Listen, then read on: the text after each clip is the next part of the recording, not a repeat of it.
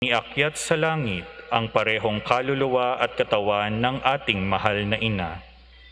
Ninais ng Diyos na maliban si Maria sa pagkakaagnas, dulot ng kamatayan. Sa kasalukuyan, nakikiisa na sa kalwalhatian ng kanyang anak si Maria, na laging kaanib ni Jesus sa buhay, noon at ngayon. Ang ating punong tagapagdiwang sa banal na Eucharistia ay si Reverendo Padre Vic Flores, ang ating kura paroko, ating sabayan ng koro sa pambungad na awitin.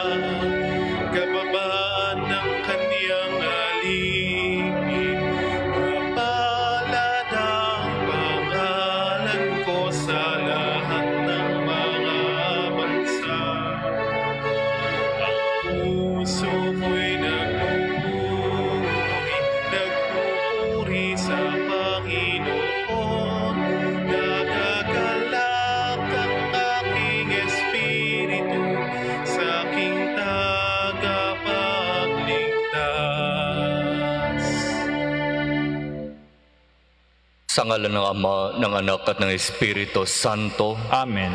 Ang pagpapala ng ating Panginoong Hesukristo, ang pag-ibig ng Diyos Ama, at ang pakikipagkaisa ng Espiritu Santo, naway sumainyong lahat. At sumayo rin. Mga kapatid, aminin natin ang ating mga kasalanan upang tayong lahat ay maging marapat gumanap sa ating banal na pagdiriwang.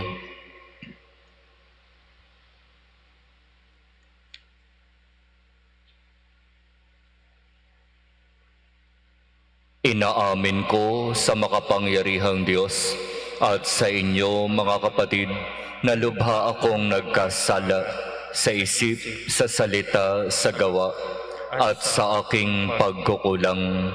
Kaya isinasamo ko sa mahal na Birheng Maria, sa lahat ng mga anghel at mga banal, at sa inyo mga kapatid na ako'y ipanalangin sa Panginoong ating Diyos. Kaawaan tayo ng makapangyarihang Diyos, patawarin tayo sa ating mga kasalanan, at patnubayan tayo sa buhay na walang hanggan. Amen.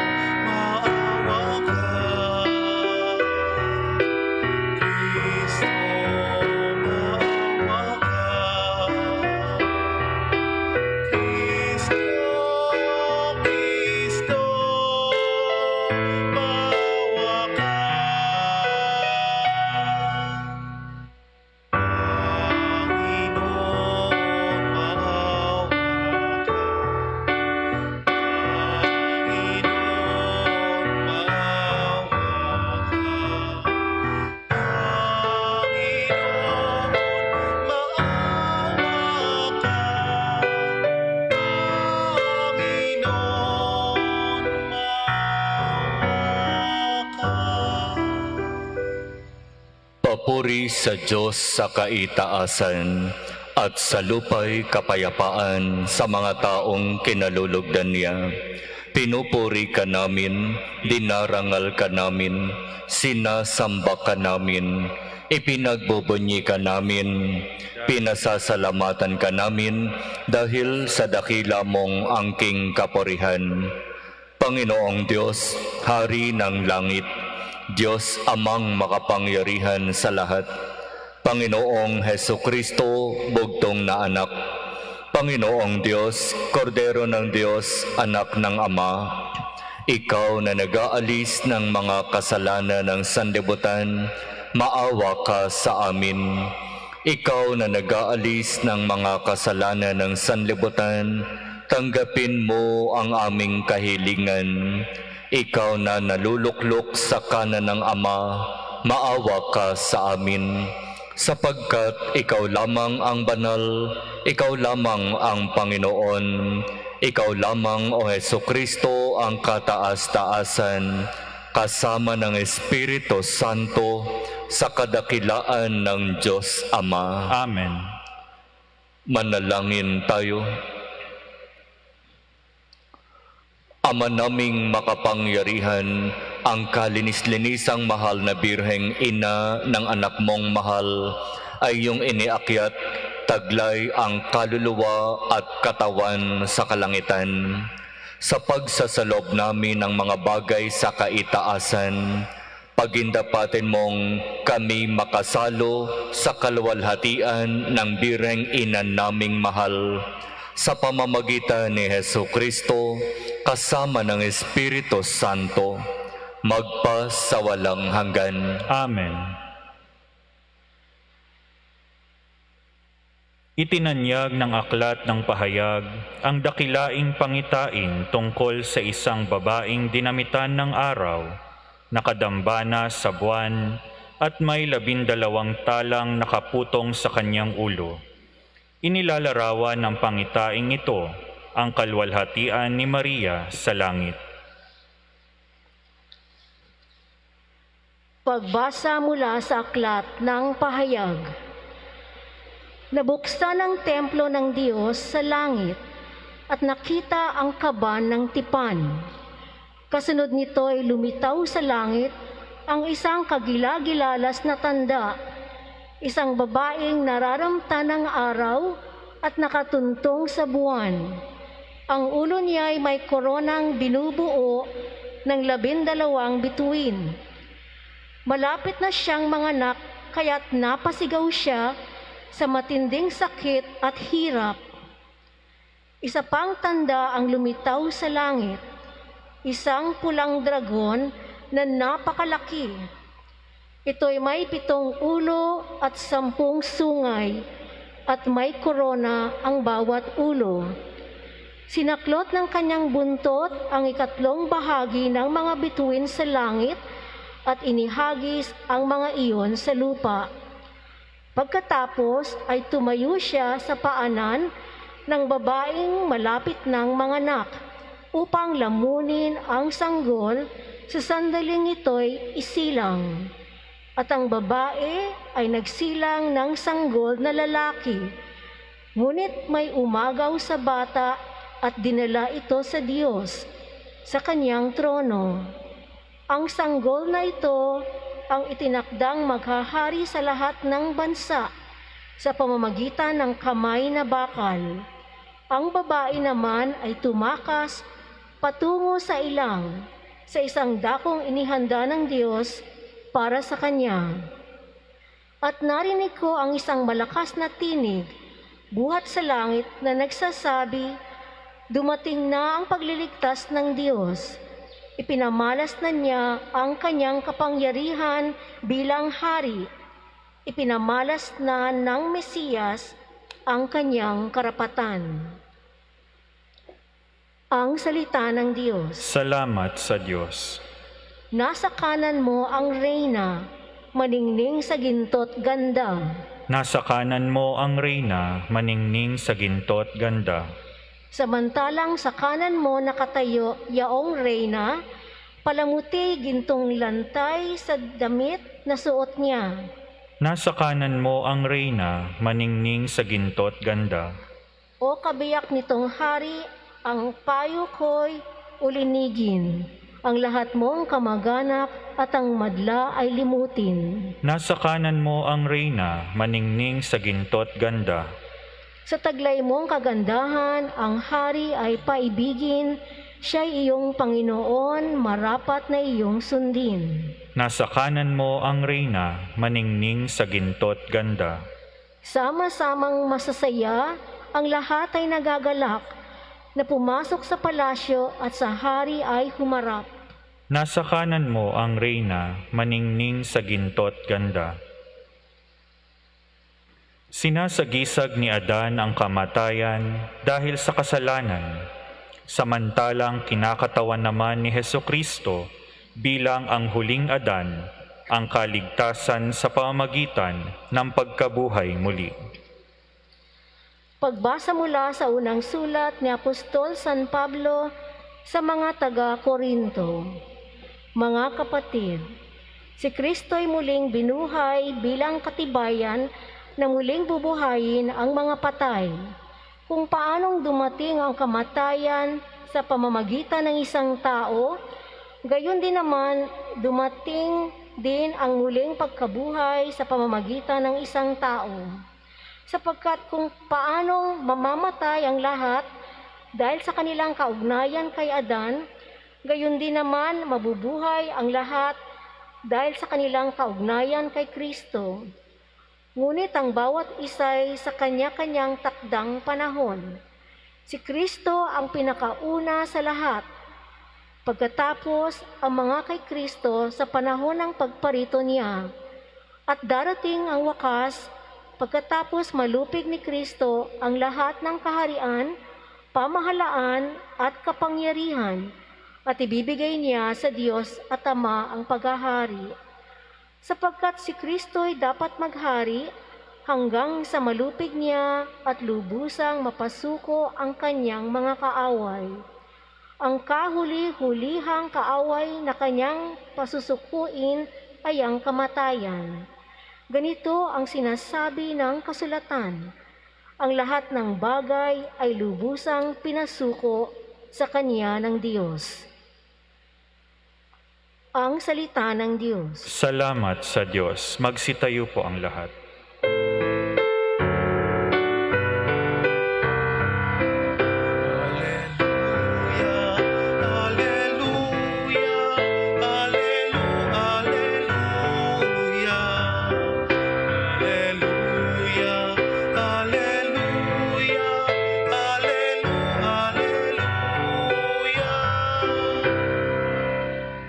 Mga anghel ay masaya nang iakyat si Maria sa langit na maligaya.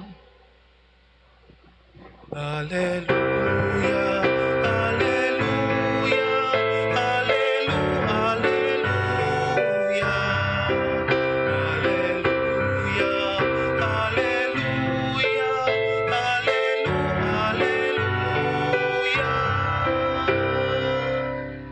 Sumainyo ang Panginoon. At sumayo rin. Ang mabuting balita ng Panginoon ayon kay San Lucas. Papuri sa iyo, Panginoon.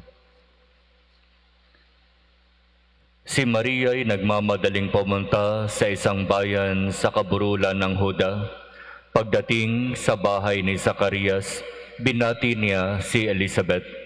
Nang marinig ni Elizabeth ang bati ni Maria, nagagalaw ang sanggol sa kanyang tiyan. Napuspos ng Espiritu Santo sa Elizabeth at buong galak na sinabi, "Pinagpala ka sa mga babae, at pinagpala rin ang dinadala mo sa iyong sinapupunan.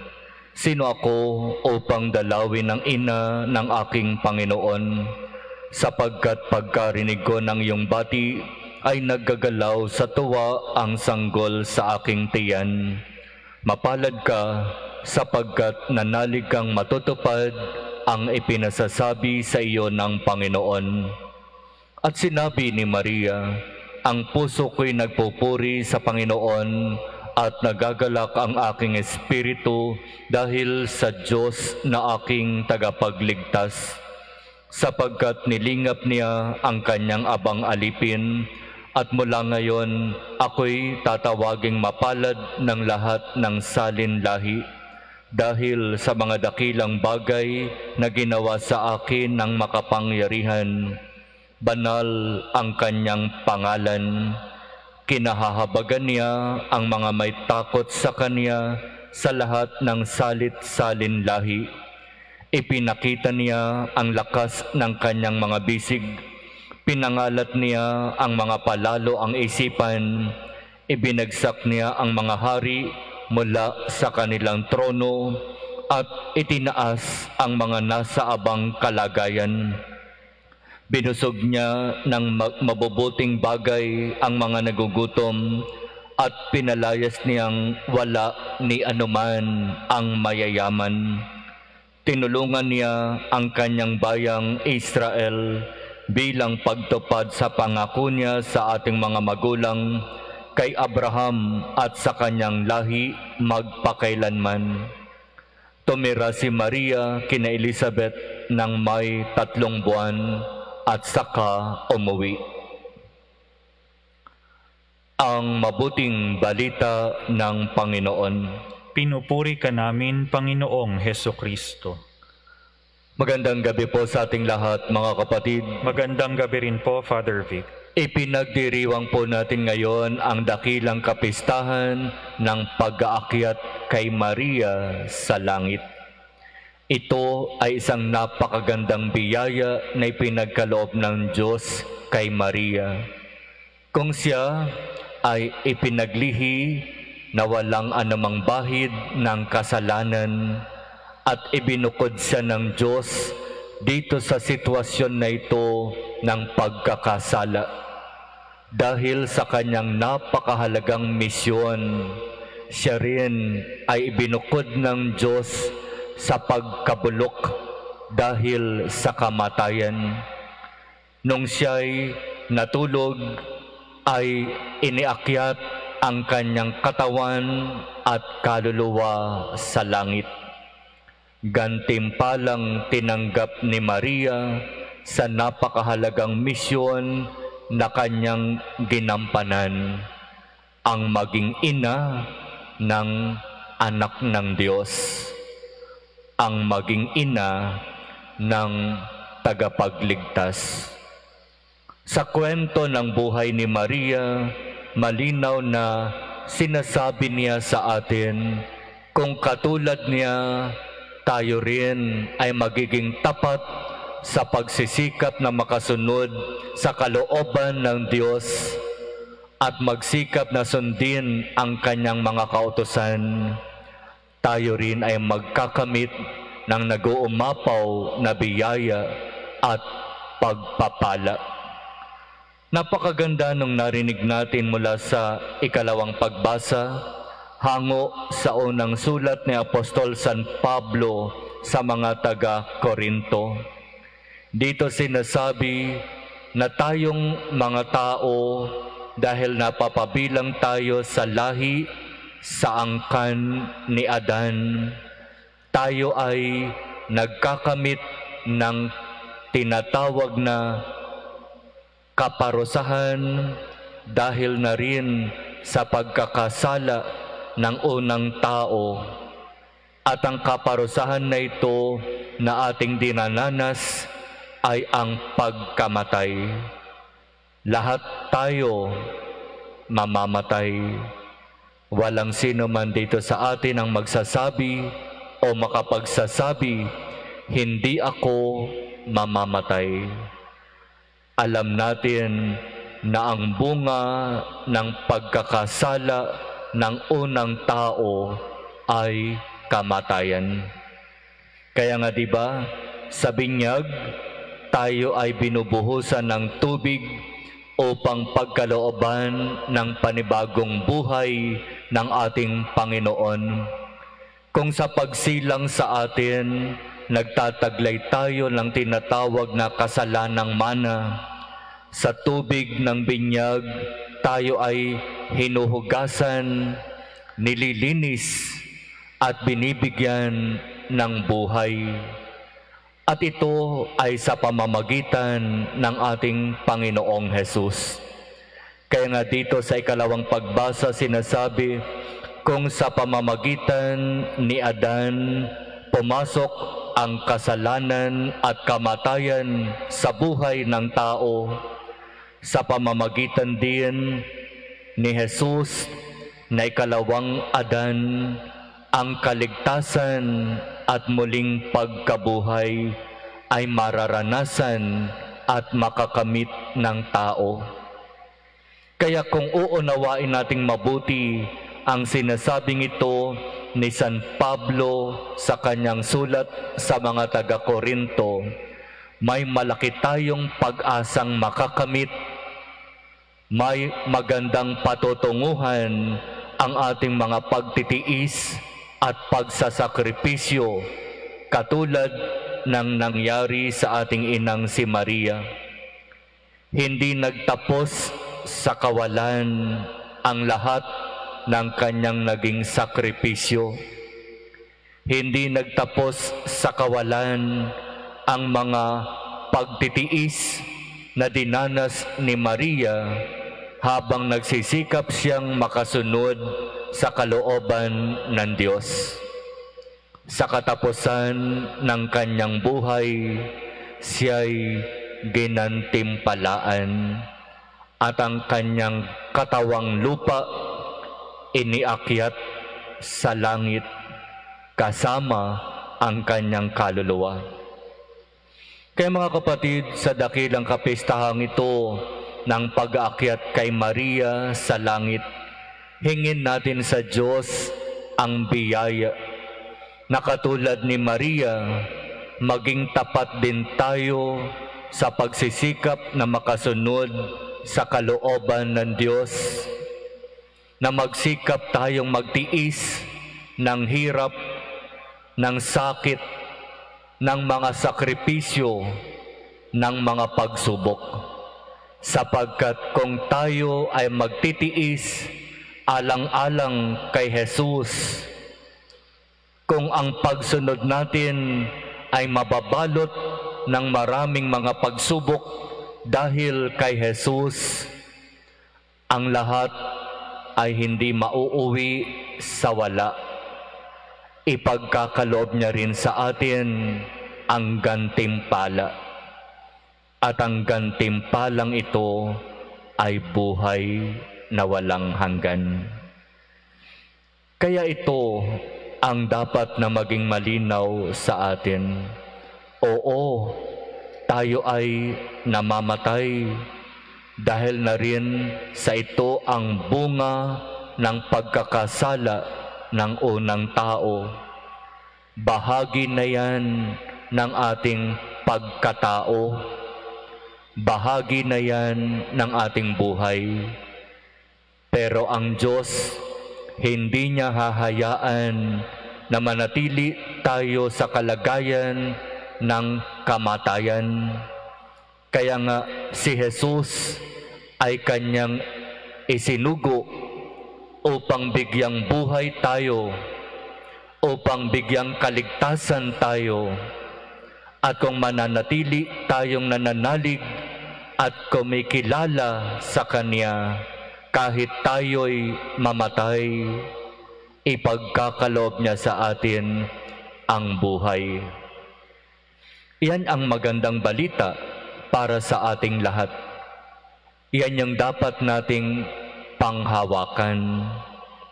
Iyan yung dapat nating paniwalaan, lalo na sa panahong ito na halos nagiging matindi ang hamon, ang banta ng COVID-19. Halos tumataas ang kaso ng nagkaka-COVID ngayon at halos kabi-kabila ang nababalitaan natin na namamatay.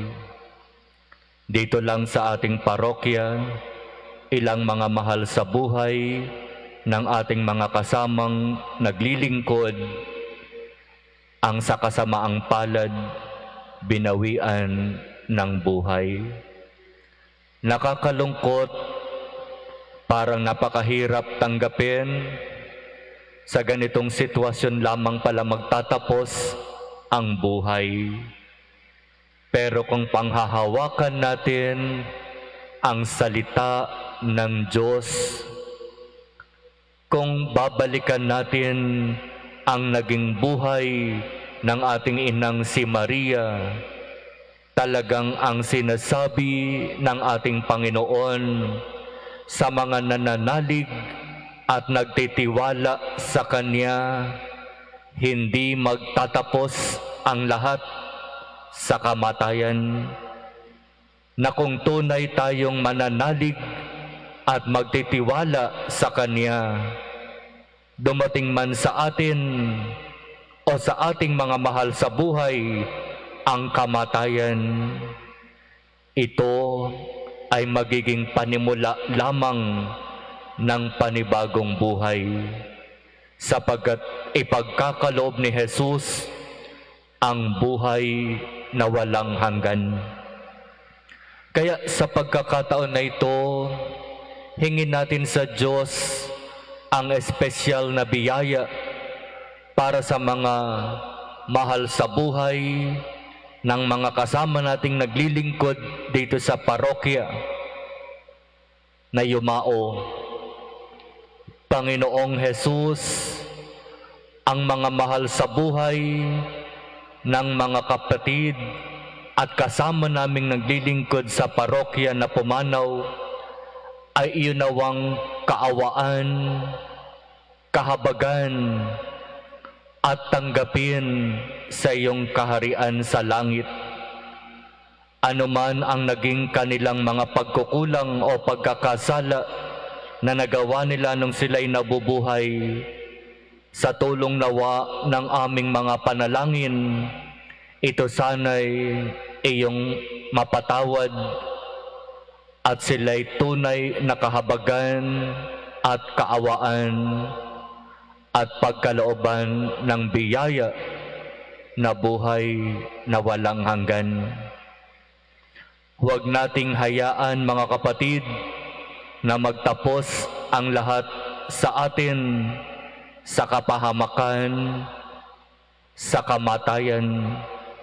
Bagkus magtiwala at manalig tayo sa Diyos, lalo na sa panahong ito ng malaking banta nitong COVID-19 na ito. Ang biyaya, ang kapangyarihan, ang pagpapala ng Diyos nawa ang siyang mangibabaw at mamayani sa atin.